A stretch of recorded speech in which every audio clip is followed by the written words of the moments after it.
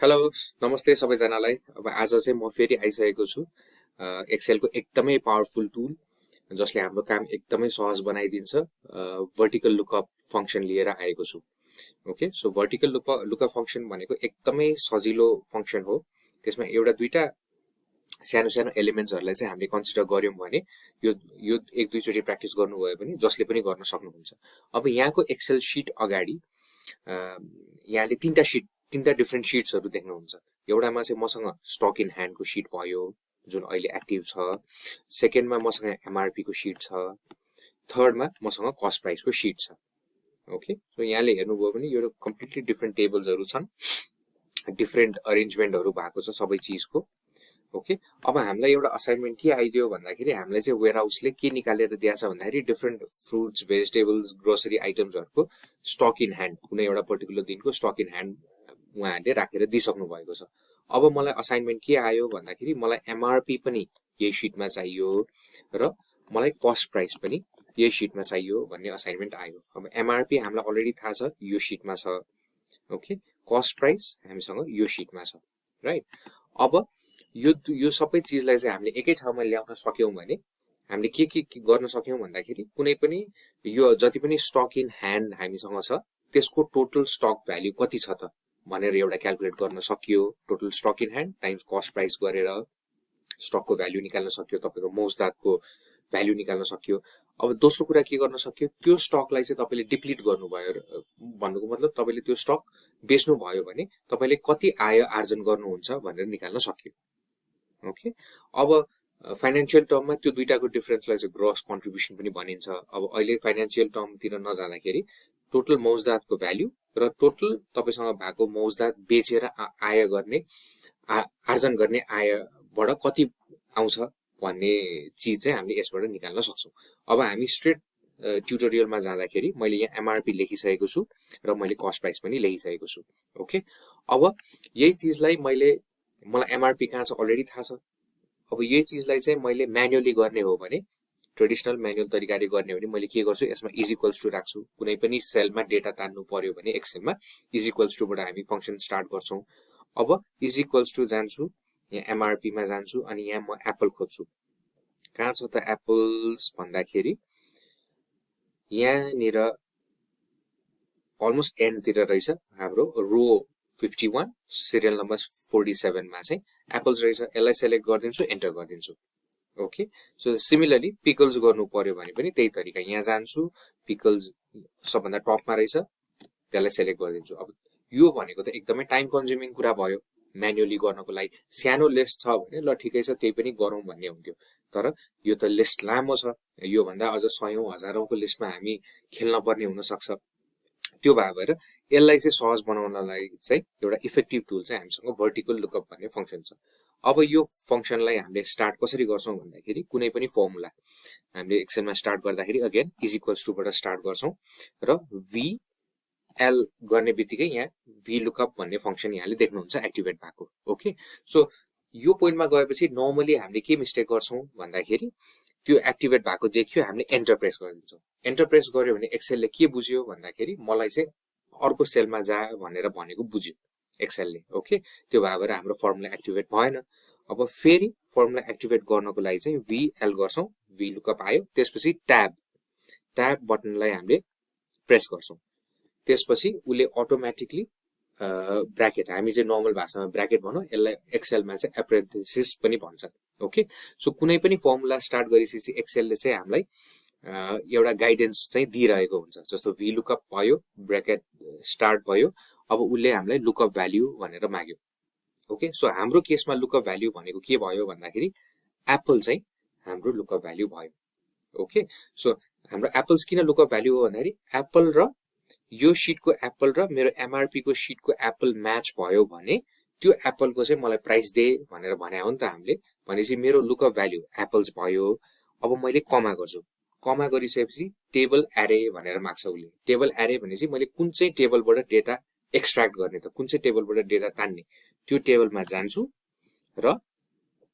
मेरो lookup value त यहाँ छ, आइटम नेम म्याच गराउने हो मैले। एप्पल्स त मेरो आइटम नेममा छ भनेपछि मैले यो आइटम नेम देखि मलाई त स्टक युनिट चाहिएको होइन। स्टक युनिट चाहिएको भए हामी यही एन्ड गर्थ्यौं, तर हामीलाई चाहिएको छ जार्स सरी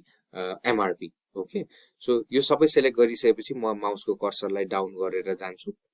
अब हामीले त यो एन्टायर टेबल हेर्नु पर्यो यो एन्टायर टेबलमा एप्पल त जता पनि हुन सक्छ ओके अब यो गरिसकेपछि अब यहाँ हेर्नु भयो भने टेबल एरे पनि सेलेक्ट भयो त्यसपछि यहाँ एउटा कमा छ हामी कमा गर्छौं उले हामीलाई कलम इन्डेक्स नम्बर माग्यो ओके कलम इन्डेक्स नम्बर भनेको बेसिकली के हो भन्दाखेरि मेरो लुकअप भ्यालु अथवा मैले के चीज हेरिरहेको छु जस्तो मैले आइटम नेम हेरिरहेको छु त्यो आइटम नेम म्याच भयो भने मलाई त्यसको एमआरपी दे भनिरहेको छु भनेपछि मेरो आइटम नेम छ कलम सी मा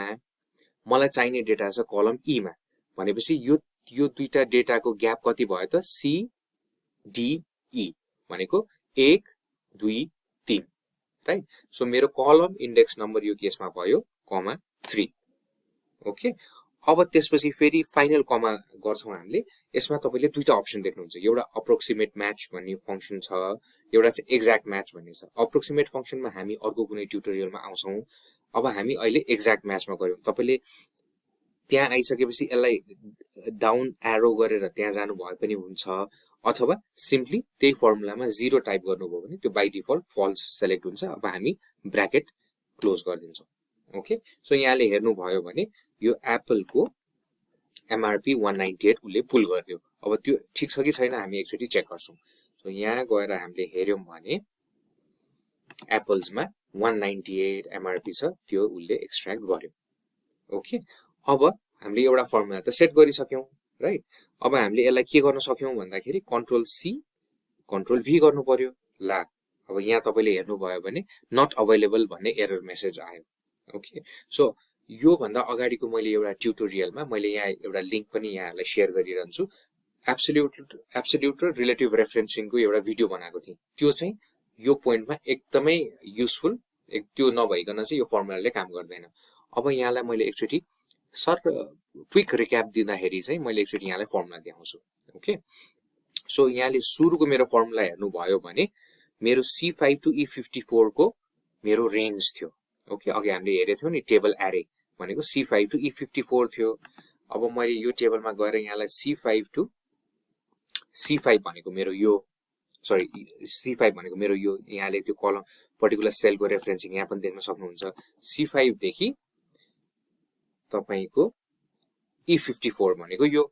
भनेपछि यो एन्टायर टेबल चाहिँ मैले सेलेक्ट गरेका थिएँ ओके अब मैले त्यही फर्मुलालाई चाहिँ तल पेस्ट गर्दाखेरि के भइदियो भन्दाखेरि C5 C6 भइदियो E54 E55 भइदियो भनेपछि मेरो टेबल सेलेक्ट हुन पर्ने थियो यहाँदेखि यहाँसम्म ओके सो यो भने चाहिँ एक्चुअल सिलेक्सन हुन्थ्यो तर मैले त्यही फर्मुला तल कपी गरेपछि उले के गर्दियो भन्दाखेरि एक स्टेप यहाँ पनि उले शिफ्ट गर्दियो भनेपछि अब मेरो टेबल सिलेक्सन हट सस देखि राइस भन्दा एक स्टेप मुनिको कलमसम्म भइदियो ओके अब यहाँ प्रब्लम के भइदियो त भन्दाखेरि मेरो सेकेन्ड नम्बरको आइटम भनेको त पिकल छ राइट र पिकलको प्राइस त हाम्रो 1 नम्बरमा छ जुन अहिलेको हाम्रो रेफरेन्सिङमा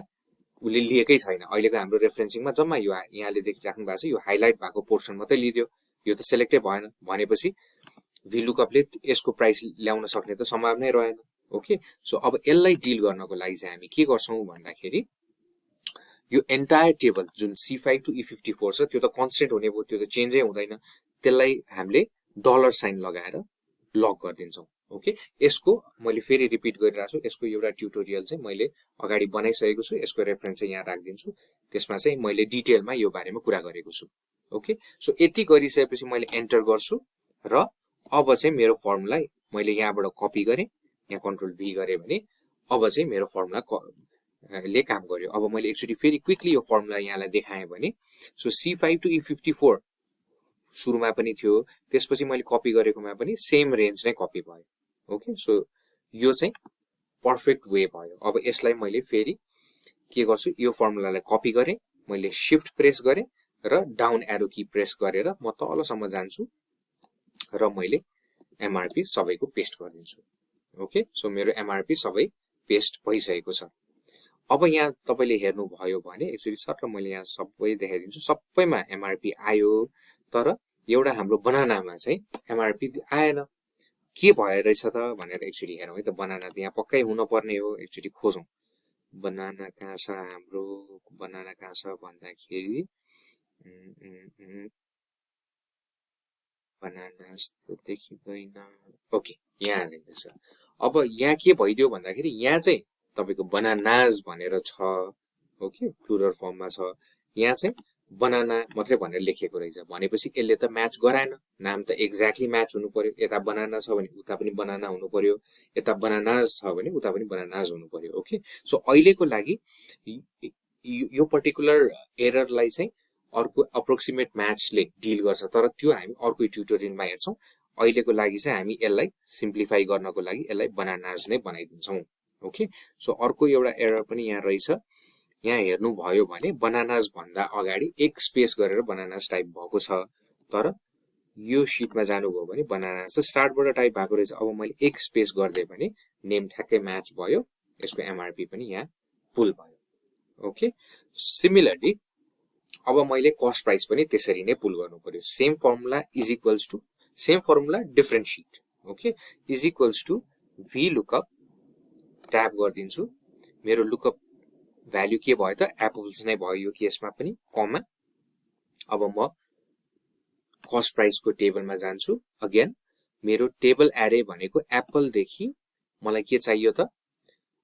कस्ट प्राइस चाहियो अघि मैले यहाँलाई चाहिँ माउसको कर्सरले सिलेक्ट गरेर देखाएको थिएँ अलिकति क्विक तरिका भनेको मैले एप्पल सिलेक्ट गरे अब मैले शिफ्ट राइट सिलेक्ट गर्छु ओके अनि त्यसपछि कन्ट्रोल शिफ्ट डाउन एकैचोटी प्रेस गरे भने एन्ड अफ द टेबल सम्म गयो ओके अब अघि मैले यहाँलाई कलम इन्डेक्स नम्बर चाहिँ CDE गनेर 1 2 3 गनेर देखाएँ अब यो त जम्मा 3टा थियो गनेर साध्य भयो यो टेबलको साइज चाहिँ एकदमै ठुलो भएर एकदमै एन्डको कलमसम्म पुगेको छ भने त गनेर साध्य लागेन त्यो भएको भएर तपाईले यो टेबल सिलेक्ट गर्ने बित्तिकै यहाँ एउटा म यहाँलाई एकचोटी हाइलाइट गरेर देखाउन प्रयास गर्छु यहाँनिर हेर्नु भयो भने त्यो टेबलको एन्डमा चाहिँ 50R टाइम्स 3C भनेर देखाइरहेको छ सो 50R टाइम्स 3C भनेको चाहिँ 50 रोज टाइम्स 3 कलम्स भनेर देखायो अब हामीलाई चाहिने नम्बर के रहेछ त 3 कलम्स रहेछ अघि पनि हामीले 3 नै सिलेक्ट गरेका थियौं यो केसमा पनि हामीलाई 3 नै चाहियो ओके सो अब मैले एक्जाम्पल हैन अब मेरो कस्ट प्राइस चाहिँ मैले एकचोटी यहाँलाई क्विकली देखाइदिन्छु मेरो कस्ट प्राइस चाहिँ ई कलममा भएको भएर यो 3 चाहियो एक्जाम्पल मेरो कस्ट प्राइस चाहिँ एच कलममा थियो भने मैले एच सम्म सिलेक्ट गर्थे कन्ट्रोल शिफ्ट डाउन गर्थे र यहाँ तपाईले हेर्नु भयो भने फेरि एकचोटी हाइलाइट गर्छु यहाँ हेर्नु भयो भने तपाईको 6C आयो 6 कलम्स भनेपछि यो केसमा मेरो कलम इन्डेक्स नम्बर चाहिँ 6 हुने भयो ओके भेरी सिम्पल यहाँले म्यानुअली काउन्ट गर्नु नि परेन अब मलाई त कलम ई नै चाहिएको त छ so I will go back to column C okay यहाँसम्म एप्पल सिलेक्ट गर्छु shift right arrow button control shift down comma 3 0 okay 84 आयो एप्पल्स को कस्ट प्राइस हाम्रो कति रहेछ एकचोटी यहाँ क्विकली हेरौं 84 रहेछ ओके अब सिमिलरली अब अघि जस्तो मैले फेरि यहाँ कपी र पेस्ट गरे भने यो डेटा मिल्दैन ओके यहाँ चाहिँ अब कोइन्सिडेन्टली पिकल चाहिँ तलै भएको भएर यसको एमआरपी आयो तर हामीले के गर्नु पर्यो भन्दाखेरि यो C5 र E54 लाई सिलेक्ट गरेर फंक्सन की को F4 प्रेस गर्दिन्छौं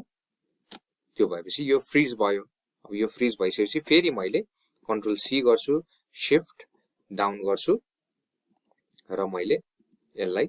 पेस्ट गरिदिन्छु ओके सो मैले एक्चुअली यसलाई कमा पनि हालिहाल्छु अब हाम्रो असाइनमेन्ट चाहिँ अलमोस्ट एन्ड तिर आइसकेको छ अब हामीलाई के चाहिएको थियो एमआरपी पनि यही शीटमा चाहिएको थियो कस्ट प्राइस पनि हामीलाई यही शीटमा चाहिएको थियो अब यो म्यानुअली गरेर सम्भावना थिएन